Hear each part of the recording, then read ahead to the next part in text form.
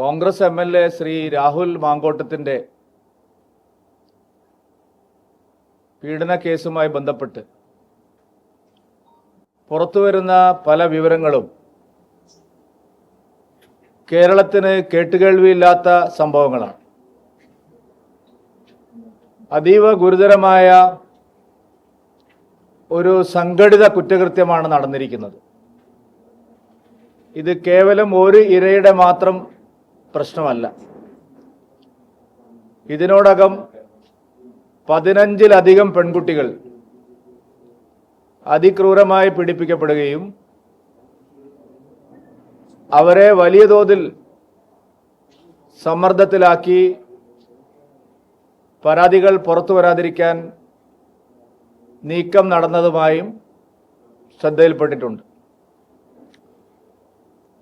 15 പെൺകുട്ടികളും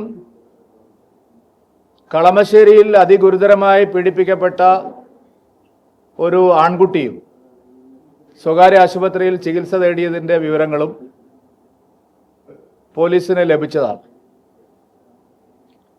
ഇത് ഒരൊറ്റപ്പെട്ട സംഭവമല്ല. കർണാടകയിൽ പ്രജ്വൽ രേവണ്ണയുടെ ലൈംഗിക അതിക്രമ കേസ് പോലെ വലിയ മാനങ്ങളുള്ള ഒരു കേസാണ് ഇപ്പോൾ മഞ്ഞുമലയുടെ ഒരറ്റം മാത്രമാണ് പുറത്തു വന്നിരിക്കുന്നത്.